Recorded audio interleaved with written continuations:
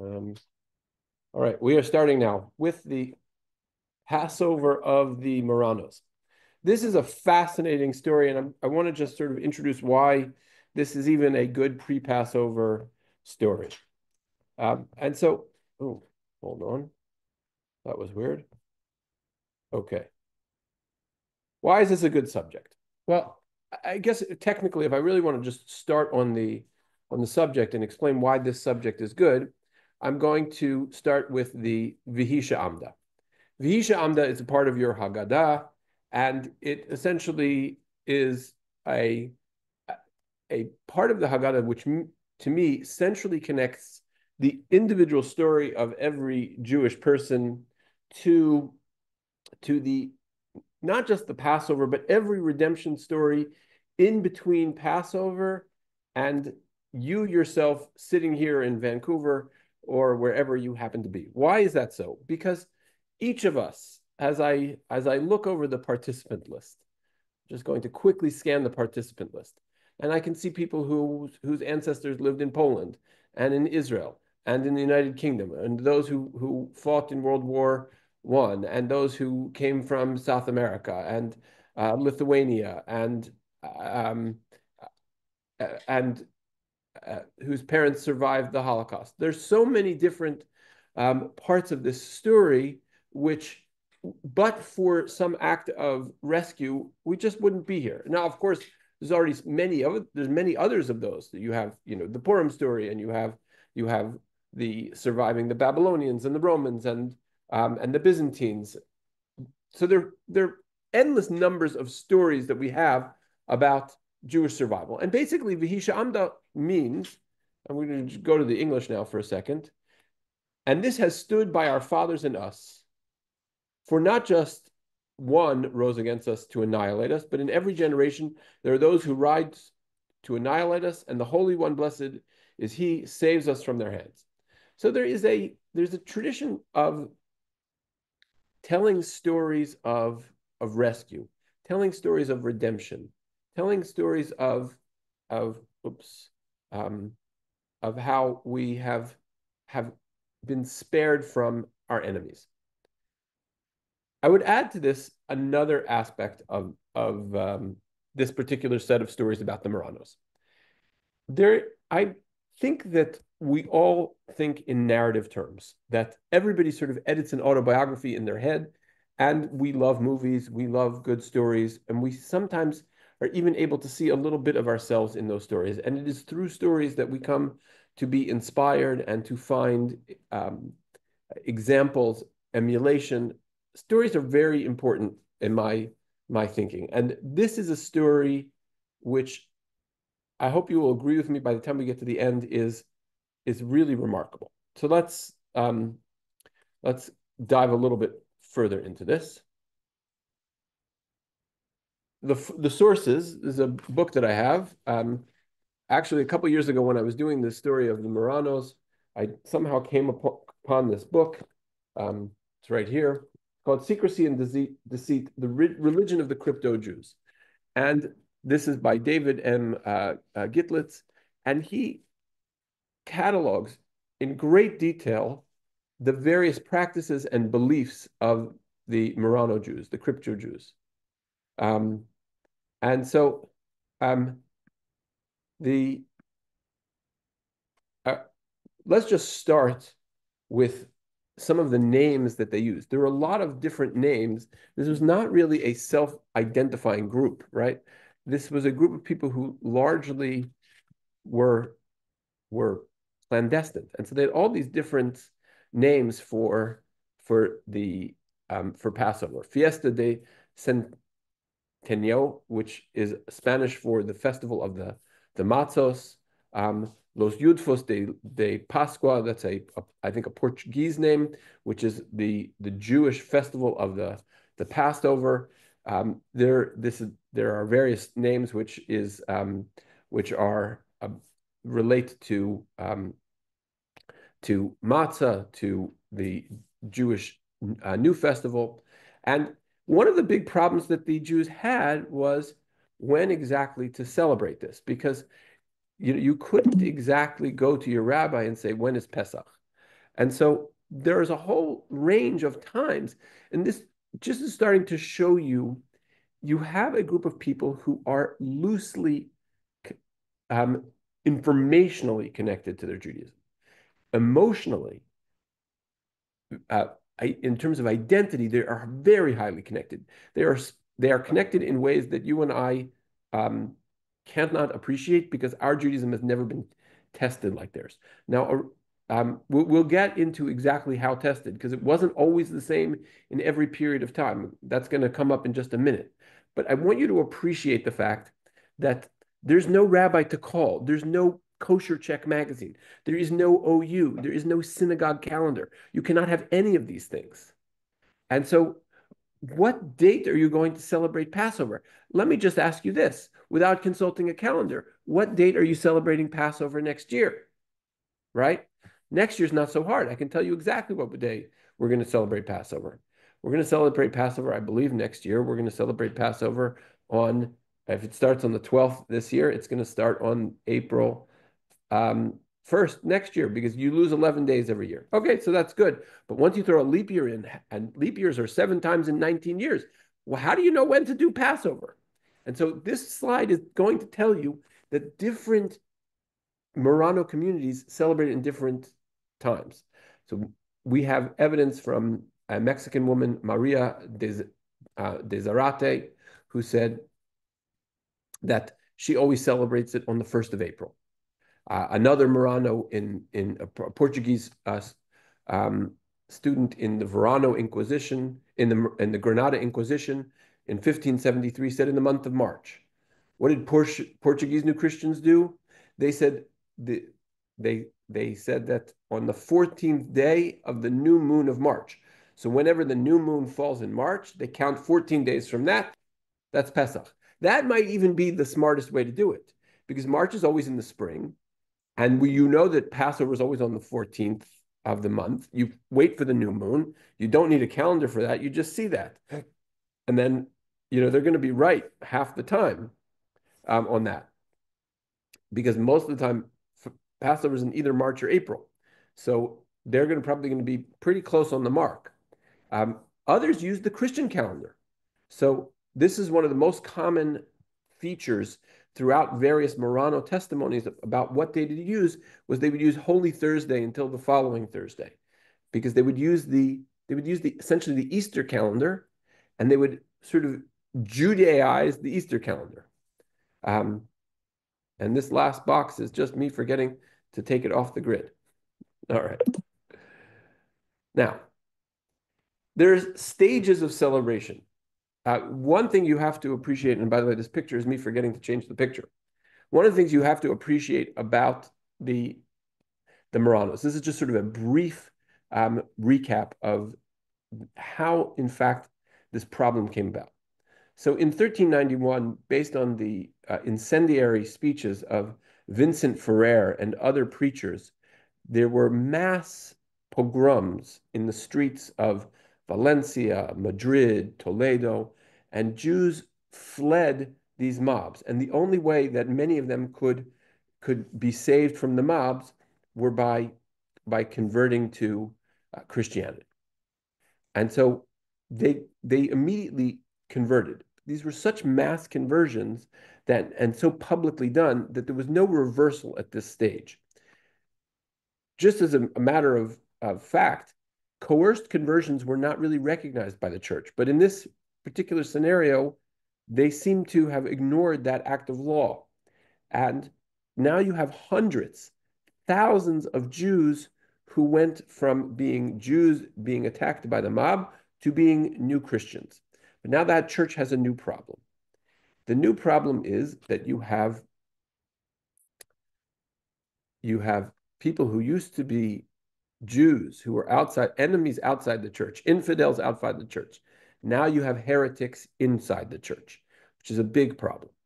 And so there is this sort of growing effort to make sure that these new converts, massive numbers of new converts who live side by side with their Jews. So just remember, Yankel and Sarah were being chased by the mob. They plunged into the baptismal font.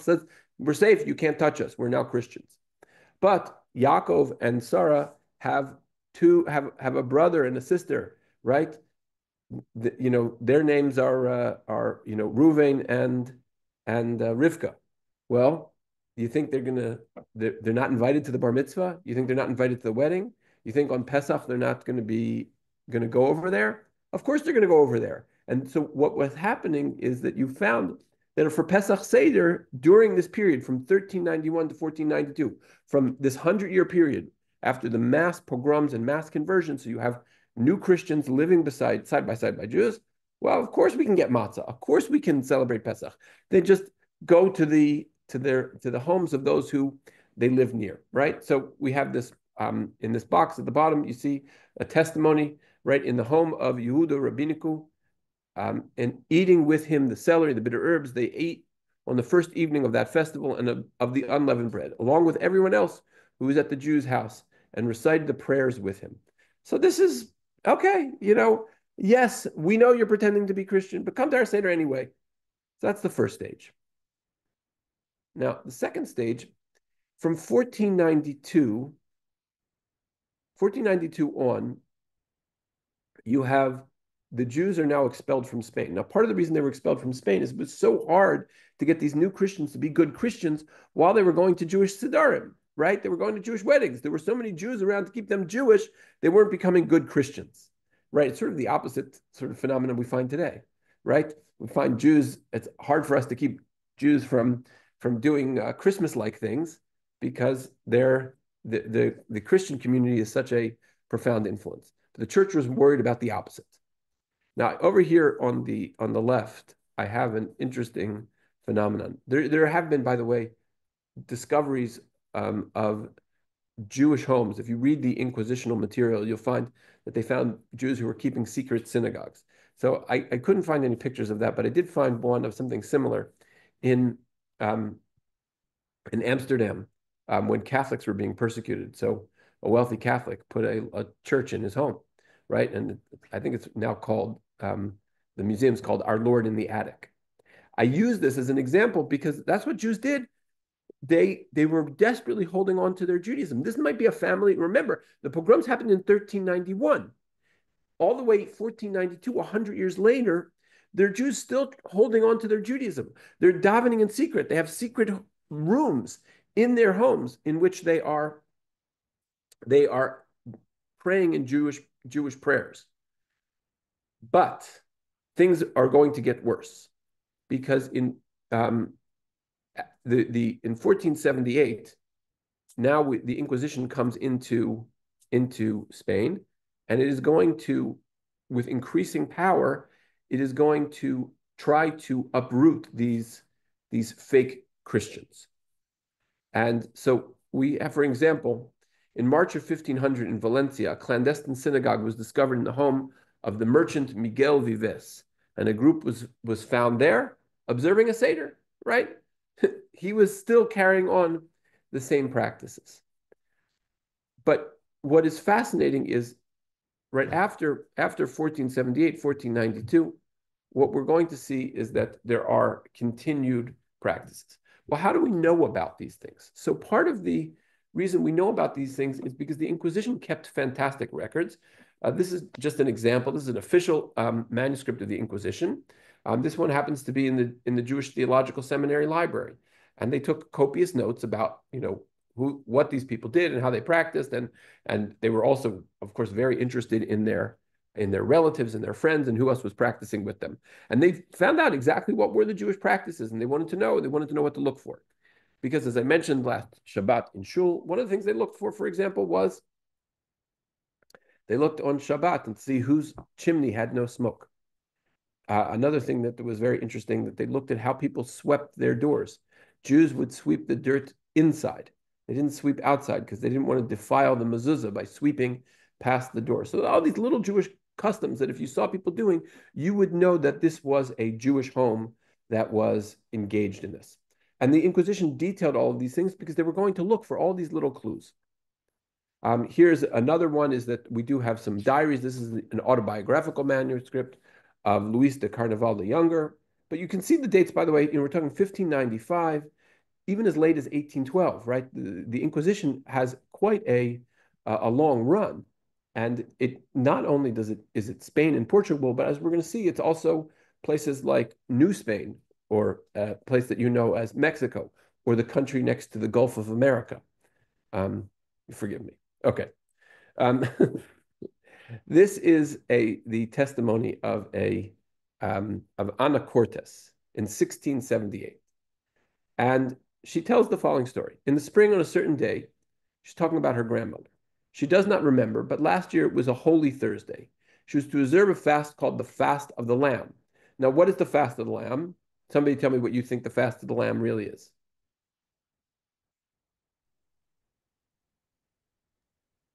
Nobody? The Fast fast of the before. firstborn. Correct. It's the Fast of the Firstborn. But they didn't remember it was the firstborn. Ah, you said, wait a minute, what's a woman doing the Fast of the Firstborn? There are you can see it even in the Mishnah Brura. There are examples of they say that firstborn daughters also should fast on the fast of the firstborn. Not widely observed, but it's possible that that was the tradition in Spain. Anyway, it could also be that, this over a 200-year period, it maybe got jumbled who did what. Who knows? They didn't it's not like they went to the rabbi. It's not like there was after morning minyan, they had shir in Mishnah Brura in Orach Chaim. That's not how this worked. They were grasping on little nuggets of memory, not eating or drinking the entire day. And after this fast, she was to celebrate the Passover that lasted for 7 days. And then she should slaughter a lamb, which was to be roasted whole. Where did they get that? Where's this slaughter the lamb that was roasted whole? Exodus 12. Are you allowed to read Exodus 12? Yes, because it's part of the Christian Bible. They're not, the church did not get rid of the Old Testament. And so all of the information that was part of the Old Testament, the Jews knew to go to data mine it. They read it in the Vulgate. And they went um, and literally slaughtered a lamb because that's what they figured you must do. And then and to invite her relatives to a feast, and the bones were to be burned, which commemorated the sacrifice of the law of Moses. And on those 7 days, she had to eat unleavened bread, nor could she have any leaven in the house, and that she was to prepare little flat cakes on new brick and to cook them on the fire. And these were to be distributed among her relatives. Why new bricks on a fire? Because people didn't have ovens. If we have time, we'll get to that. I realize that I probably have more material than I have time tonight, but you can see that the essence of what's going on here is a person who desperately wants to keep it Passover, but does not know how to do it. The information is lost. There's maybe some crumbs of the chain of transmission of oral law, but it is drifting closer and closer to Chumash because that's all she can get her hands on. This, by the way, is a drawing, a depiction of the Mexican Inquisition, the auto de fe of 1649. And in this auto de fe, we learn meaning his grandmother, told she told him to remain reclining and to keep his head covered and not to eat any other bread during those days, and to remain reclining and to keep his head covered and not to eat. And right, so, I'm sorry, I double pasted that. But what are we learning from this? We're learning from this that this Morano, he didn't know anything. He didn't know you were put on a yarmulke. This was the day his grandmother told him to put on a yarmulke. You can see the chain of transmission, right? And you can see that there's still a little kernel. There's a smell, a scent of oral Torah, right? Of this reclining. That's how you have to eat this bread. Now, they had no Haggadahs, right? You're not allowed to print Jewish books. In Portugal, they gave them 25 years without destroying Jewish books. And the Inquisition was forestalled in Portugal for longer. But what did they do without Haggadah? So some of them would read. We find from Mexico, Luis de Carvajal. What did he do? He said, okay, we're going to sing that from the Bible. We're going to sing Az Yashir Moshe V'nei Israel, right? There were others who reenacted the Exodus story that, in various ways. They would try and play it out. And some even said, okay, well, we'll just read from the Latin translation of the Haggadah from the Vulgate translation.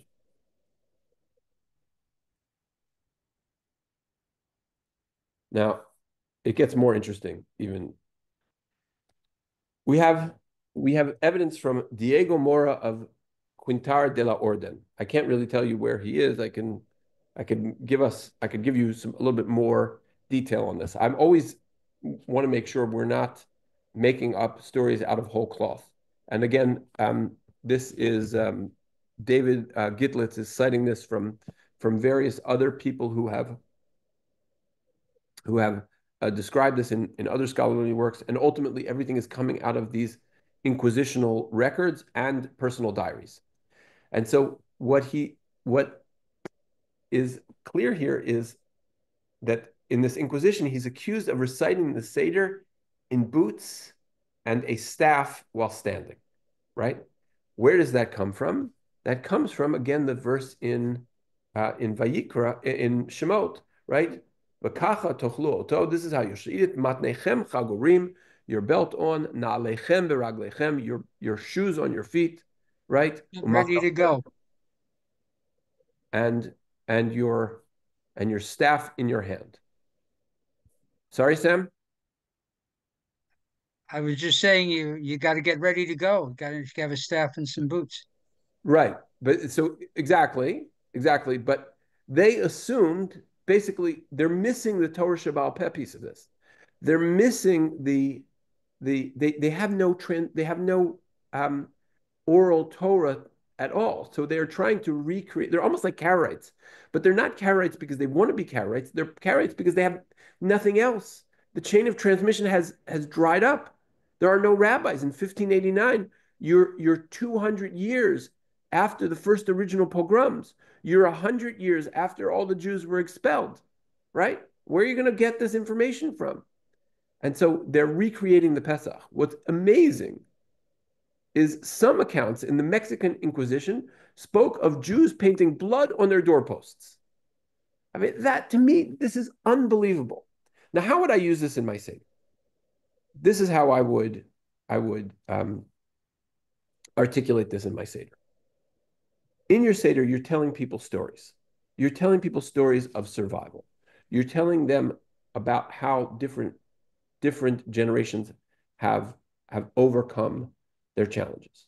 Well, what's happening here? What's happening here is that we are seeing that um, these Jews will do whatever it takes at great personal risk, right? The Inquisition was vicious. The Inquisition, if you found someone and convicted them in the Inquisition, the Inquisition would then be able to appropriate all of the crypto Jews' property. It was, and you could see from that depiction of the Mexican one where they hung them publicly. It was a very public event. The Spanish ones are even worse. They burnt them alive on the stake. And what's interesting also is the methods of torture were vicious. They weren't allowed to draw blood because you're not allowed to injure another. You're not allowed to draw blood from another Christian. So they would do all these sort of arm twisting and waterboarding and all sorts of other things. So they didn't have to draw blood, but they were vicious, vicious. And it's not like these people did not know what the stakes were. Against all odds, right? What's our biggest complaint at the Seder? Our biggest complaint in the Seder is when is this over? When do I get to eat?